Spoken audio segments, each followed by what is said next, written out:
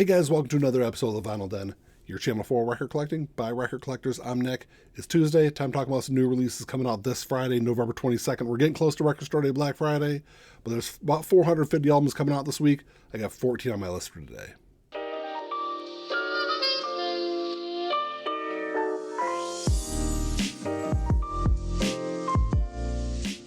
There's a bunch of links down below. You got links for the Vinyl Den Facebook group, for the merch page, for the Spotify and Apple Music playlist that I put together every week, and the Patreon page. So make sure you check all that out.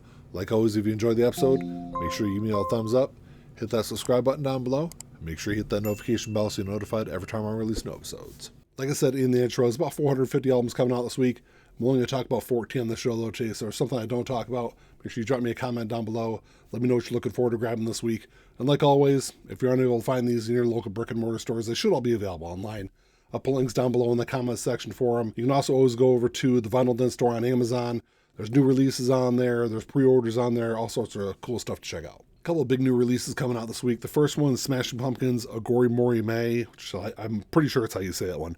This is their 13th studio album. It's actually released digitally back on August 2nd. It's going to run you about $24 online. So this is the follow-up to their big concept album, Autumn, that came out last year. And with the new album, I think they're trying to go back to more like a 90s sound, because this is more like alternative rock, metal, with a little bit of pop, a little progressive rock in there mixed in. As far as like the overall sound of the album, this sounds more like a 90s Smashing Pumpkins album than anything that they've released since then. I thought it was a big improvement over the last several albums, but the mix of the album is not great. So I'll be interested to see what reviews say of this vinyl version when it gets released this week. And then you got the new album from Marilyn Manson coming out this week. This is one Assassination Under God, Chapter 1. This is an album that I didn't have on my radar at all. I didn't know Marilyn Manson was working on new music. I'm actually a little surprised with everything going on in his personal life. He's got a new album coming out. This is his 12th studio album. A couple different versions of this one. There's a ghostly black version, there's a red version, and then there's a black and bone splatter. I think the splatter version is the indie exclusive, I think. It's going to run about $28 online. So this is his follow-up to We Are Chaos that came out in 2020. To be completely honest, I think the last really good Marilyn Manson album was probably Mechanical Animals back in, 98 when that album came out. He's released a couple singles off this new album. I've listened to one of them so far. It's definitely promising. And for the new album, he brought in Tyler Bates. Tyler Bates worked with Marilyn Manson back in 2017 on Heaven Upside Down, which had a couple of okay tracks on there. So, like I said, I'll stream it this week and check it out. There's also a big Beatles box set coming out this week. And no, it's not a reissue of the Beatles in mono, which I know a lot of people out there would love to see, including myself, because I'd love to have a copy of that box set. This is 1964 U.S. albums in mono. So this is a 8 LP box set that they're releasing to celebrate the incredible music from 1964. That was the year that the Beatles broke huge here in the U.S., Beatlemania and all that. Even though a lot of this music was released in 63 in the UK. So what you're getting in this box set is Meet the Beatles' second album, A Hard Day's Night, Something New, Beatles 65, and the early Beatles. So those 6 albums you can get outside of this box set for about $30 each. So you can buy those 6 albums for about $180 or this box set for $300. So what you're getting for the extra $120 is a slipcase that they go in, and the Beatles Story, which is a 2 LP release that was also released in 64, which I don't know how many people are really going to care about the Beatles Story, unless you're a huge Beatles fan, because there's really no music on it. It's all like interviews, there's press conferences, there's like narrative stories on there. For the price of what you're getting in this box set, I've got a couple of original pressings of these albums. I'd love to have newer versions of them. I'm probably just going to pick them up, the single versions of them, instead of grabbing that box set. But it is an option if you want to grab that. You also got an anniversary edition of How to Dismantle an Atomic Bomb by U2 coming out this week. Released back in 2004. It was their 11th studio album. A couple of different versions of this are going to be available. Neither one are very cheap. So there's a 2 LP version that's going to run you about $55. And then there's a big super deluxe edition that's going to run you about $300.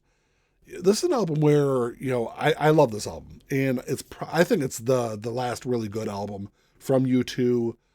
I'm glad I picked up a copy of this several years ago when I got it for like $32 instead of paying $55 for this. But it's all newly remastered. You are getting some additional material.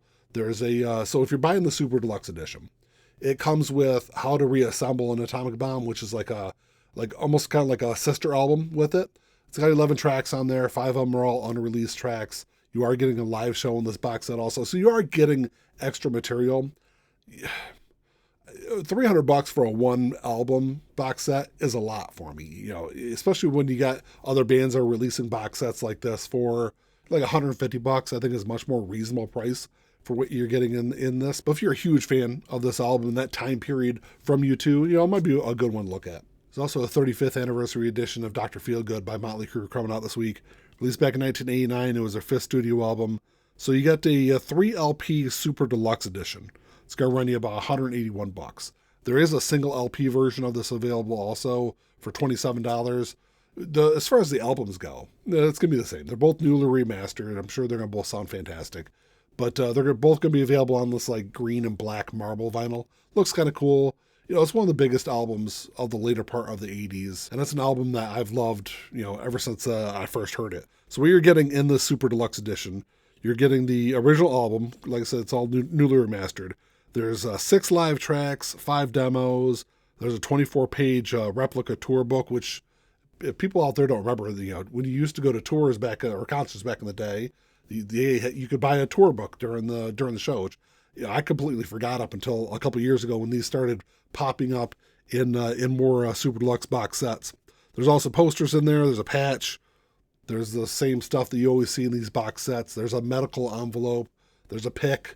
You know, the stuff that will probably end up staying in that box set. But my big question is with this album, how many times do I need to buy this? So I bought this on cassette back in the day. I know I bought it at least twice on CD. I bought an original pressing on vinyl. Then they had this new remastered version that came out. Like a year later, I bought that version of it. And then, you know, they released the box set last year. I bought the box set of the first 5 albums. And then they released this. I was initially going to pre-order the 1 LP version of it. But then I thought to myself, you know what? I bought this album enough times. I'm going to just stick with the copies I have. I think I sold my original pressing. I think the only copy of this album I actually have now is just the one that came in the box set. So I'm good with just that. I'm gonna at least try not to buy a copy of that this week. Then you also got the debut album from Judas Priest, Rocka, Rolla, coming out this week. Released back in 1974. It's going to run you about $30. So this is a 50th anniversary edition. It's all newly remixed and remastered. So this album was actually produced by Roger Bain, who produced the first 3 Black Sabbath albums. The funny thing is, this album, when it was first released, it went unnoticed. Like, no one paid any attention to this album when it first came out. But over the years, it's become more popular. It's kind of grown this kind of like cult status. And it's actually become a pretty influential album. There's a bunch of anniversary releases that are coming out this week. Another one you got coming out is Kelly Clarkson, Breakaway. Released back in 2004. It was their 2nd studio album. 20th anniversary release is going to run you about $24 online. It's going to be available on black vinyl. So this was the big album for Kelly, where she broke away from that, I guess, no pun intended, with the title of the album. Or maybe that was the intention of the title. I'm not sure. But this album, she really broke away from that American Idol persona that she had. And you injected a lot more rock into this music or in this album. This, I think, is hands down her best album. You know, it's one of the better pop albums or pop rock albums of the 2000s. And commercially, it did pretty well. It sold over 9 million copies worldwide. Since You've Been Gone was the big track off of that album. This one that wasn't available on vinyl for a really long time. Got pressed on vinyl for the first time back in 2019. It was pretty limited. I want to say it was only 1,000 or 2,000 copies that they pressed. If you want to get a copy online, it's like $150 to $300 you're going to pay for this. So when I saw this on the list to get reissued this week, I was pretty happy because I've been wanting a copy of it. You know, yeah, for $24, I think it's a steal for that album. Then you also got Gwen Stefani, Love Angel Music Baby, coming out this week. Also released back in 2004, also celebrating 20th anniversary.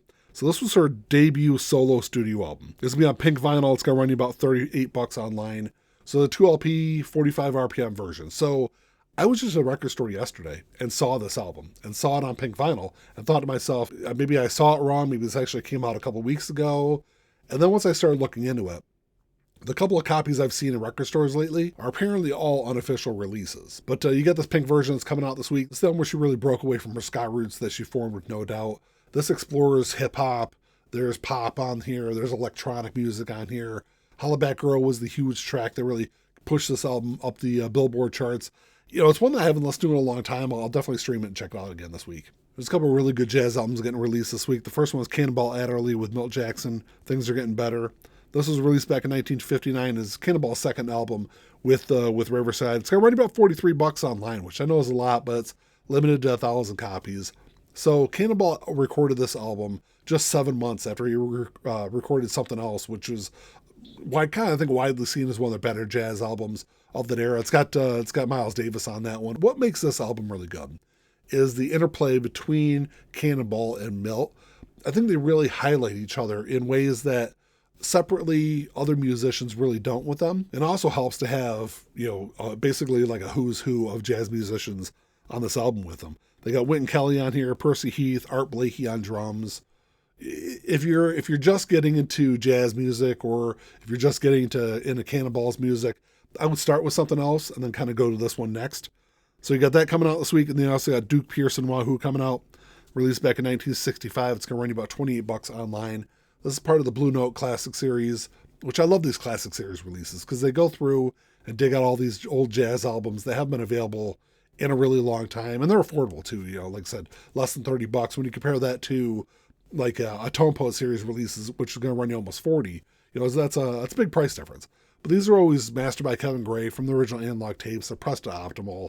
They're always going to sound fantastic. So ever since the first time I listened to this album, I've considered this probably some of Duke's best work. It's creative. It's experimental. I mean, it also helps to have like an all-star lineup on this album with him. He's got Donald Byrd on here, which I love Donald Byrd's music. James Spaulding, Joe Henderson, Bob Cranshaw, Mickey Roker. It is a really good album, and it's one that I think has kind of flown under the jazz radar for a long time. And then there's one more anniversary edition that's coming out this week. This is Bush 16 Stone, released back in 1994. It was their debut studio album. It's a 2 LP release. It's going to be available on red vinyl. It's going to run you about $33. So for this 30th anniversary release, the one thing I would love to see them do, first off, this is one of the biggest, probably the best post-grunge album of the 90s. But I don't understand why, for this 30th anniversary release, they don't release this album with the original cover on it. They've done this alternate artwork ever since the 20th anniversary edition. But, for the 30th, I mean, I know it's something small. And it's probably something that a lot of people out there really don't care about. But, if you're going to do this anniversary, at least for the anniversary edition, give me the original artwork on the album. And Bush was one of those bands where I think Stone Temple Pilots got this flack also, where they kind of wrote them off as like almost like a Nirvana copy band. But, I think what Bush did really through their first 2 albums, which they really kind of established themselves as, one of the biggest alternative rock bands of the 90s. I love this album. Their first 2 albums are absolutely fantastic, even though they've done some other good stuff in their career. And I've slowly been working my way back through their catalog. Those first 2 albums are definitely, I hold them up as some of the best work of the 90s. And then the last 3 releases I got on my list this week are from a band that I think a lot of people don't pay attention to, and they're just fantastic. They've done so many great albums across their career. There's 3 albums that are kind of hard to get. They're all getting reissued this week. So the band is All Them Witches. The first album is Lightning at the Door. This was released back in 2013. It was their second studio album. It's on translucent pink and blue vinyl. It's going to run you about $24 online. So if you're unfamiliar with All Them Witches, they're a blues rock band formed in Nashville. I think it's 2012 when they formed. But they incorporate some like psychedelic rock. There's also some hard rock, a little dash of heavy metal in there. They do some really cool stuff. And this album in particular, it's I think it definitely showcases like the raw energy that the band had earlier in their career. It kind of set them up, on the pedestal as one of those really good up and coming bands in that part of the 2010s. Then there's also their 5th studio album, ATW, getting reissued. This was released back in 2018. This will be available on bone, purple, blue marble vinyl. It's going to run you about $30. So by the time All Them Witches got to this album, their music was definitely more polished and refined, even though they still had this experimental element to their music, which I don't think they really had earlier in their career. By this time, I think they were really kind of finding their sound, really finding their stride. It received a lot of high praise when the album was released. It's probably, out of their albums, it's probably my second favorite album from the band. And then the last album I got on my list is Nothing As the Ideal. This is their 6th studio album released in 2020. It's going to be on mint green blue marble vinyl. It's going to run you about $30. So this is more of a, I kind of classify this album as maybe like more of a stoner rock album. It has this like darker theme through the album, and it's probably, if I had to like rank their albums, it's probably their best album. I really love this album. This was the first album I listened to from the band when it got released. It kind of got me into the band. So I think this is a really good entry point for listening to All Them Witches. Well, that's all I got for you today, guys. Thanks for checking the show out. Make sure you drop me a comment down below. Let me know what you're looking forward to grabbing this week. I don't think I have anything on pre-order, even though I know for sure I'm going to get that Kelly Clarkson album. Like I said, been waiting for years for that one to get reissued. Actually, I could have bought a copy of it before the prices went crazy. I found it for like 30 or 35 bucks. I was like, yeah, I'll pass on it. I'll grab it next time I see it, which of course I never saw it again. Next time I saw it online, it was like well over $100 for it. So I'm definitely going to grab that one. I got some other ones I've got question marks next to. I need to listen to that Smashing Pumpkins album again. I'll stream the new Marilyn Manson album. I already got 16 Stone, so I'll need to grab a copy of that. But once again, if you haven't listened to All Them Witches, make sure you check them out. But like always, if you enjoyed the episode, make sure you give me all thumbs up. Hit that subscribe button down below. That's all I got. Until next time, keep on spinning. Peace.